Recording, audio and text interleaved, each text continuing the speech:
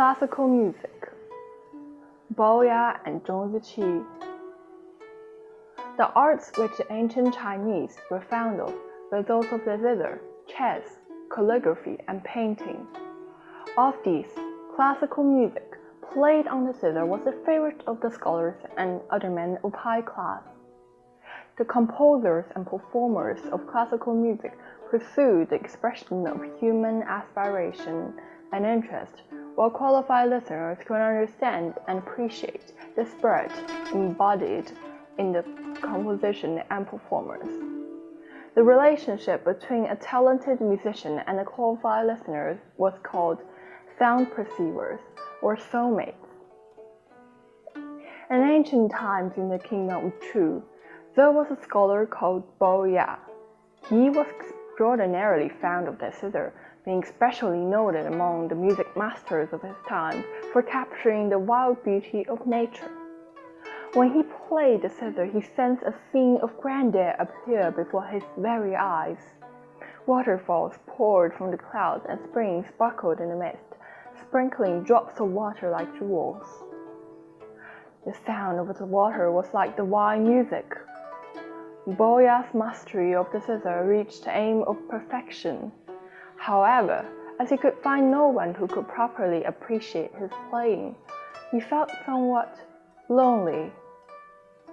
Later, Boya took up an official post in the state of Zhong. One day, he was sent on a mission to Chu. On account of a strong wind, he was forced to halt at the entrance to the Yangge River. When the tempest passed, a full moon appeared, making its slow way through the clouds. Boya stood at the prow of his boat, gazing up at the moon and then down at the water, when a sudden urge seized him to play his zither. No sooner had he finished a tune than a woodcutter burst from behind the bushes, uttering words of fearsome praise for Boya's playing. Surprised, Boya asked him, "You can hear the zither, but can you tell whether it's been played well or badly?" The woodcutter smiled and said, "Could you play another tune for me?" Boya happily complied. He adjusted the strings of the zither and played a resounding air. The woodcutter nodded with a heartfelt sigh. "Wonderful! Your zither conjured up for me the majestic loftiness of Mount Tai." Boya played again. This time his zither recreated a world of perfect peace. The woodcutter again nodded and said with a sigh, "Excellent! Your zither conjured up for me the water of a gently flowing stream." Boya was delighted to hear the woodcutter's comments, put aside his zither, rose, and addressed the man courteously. "Sir, may I ask your name?" The other returned his bow and replied, "My name is Zhong Ziqi." Boya said with a sigh, "I have acquaintances all over the country, but few really understand me." He then told his servant to light incense and candles and form a bond of fraternal friendship with Zhong Ziqi, pleading to meet him again in the same place the following mid-autumn day. In autumn, the following year, Boya went to pay a call on his friend, only to find to his great chagrin that his soulmate had passed away.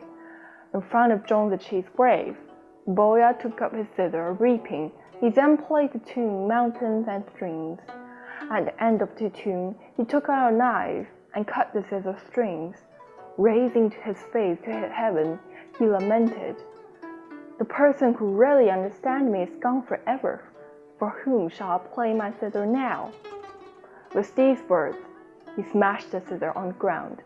The zither was broken and the strings were severed. From that time on, the story of Boya and Zhong Ziqi has been passed down from generation to generation. The hearts of these two men responded to each other in perfect understanding, and their affection became sound perceivers, a proverbial expression for empathy. The words mountain and streams have been used to describe the closeness and affection between soulmates. The moral of this story? China's ancient art drew their inspiration mostly from nature. People who can appreciate the attraction of art are generally called bosom friends. The ancient music of the citadel was an art attractive to refined gentlemen of olden times, and mountains and streams encapsulate their ascetic feelings. They had a constant longing for the empathy which others could understand them.